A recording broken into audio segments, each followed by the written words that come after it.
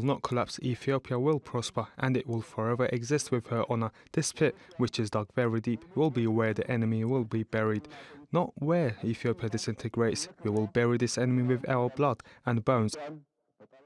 Well, let's get some analysis now from Anne Fitz-Gerald, who is the director of the Balsillie School of International Affairs in Canada. Anne, thanks very much for coming on. Good to talk to you again. So, some very stark, very aggressive language there from Abiy Ahmed as he prepares to mark the first anniversary of the war. It's really not what one would expect from a Nobel Peace Prize winner, is it? Well, I think it's indicative of the trends that the conflict has taken, particularly over the last few weeks.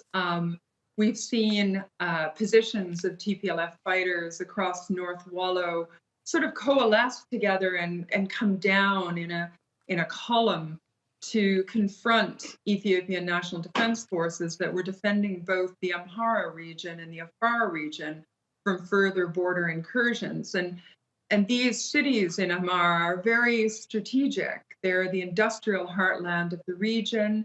They exist in close proximity to the real artery, the lifeline for Ethiopia, which is the road between Addis Ababa and Djibouti, the road that carries imports, exports, supplies, everything. So not only have a column of fighters come down to continue that fighting in a conventional sense, but there appears to be an infiltration of insurgents to the back of the Ethiopian National Defense Forces as well. Insurgents that were reportedly armed by the TPLF fighters and had planned to attack the forces from behind. On top of that, there are reports that foreign mercenaries are involved, supporting the TPLF and other external agents. So these measures that have been taken over the last 24 hours, I think, reflect the additional tentacles and dynamics that appear to be propping up and giving more support and capacity to what is an insurgent group. And residents of the capital, Addis Ababa, are being urged to take up arms in preparation to defend the city. From the information you have, and I understand it's a complicated picture and not that many journalists have access to it, but from the information you have, do you feel that there is an appetite amongst people in Addis Ababa to do that? Well, I think there is an appetite for people to be vigilant. Let's not forget, there was a democratic election held in June in this country.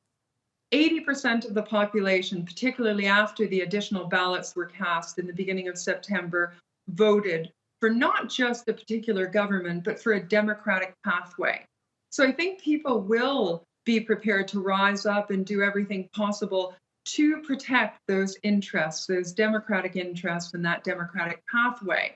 I think we also have to remember that psychological warfare and information warfare is an integral part of insurgency conflicts. And so the extent to which there is a need to rise up and take arms in urban centers like Addis Ababa is still in question. However, it's certainly a call that the Prime Minister has made to the public in general to be very much aware of what's going on around them, to practice community vigilance and community security, and come together in the interests and support of the country.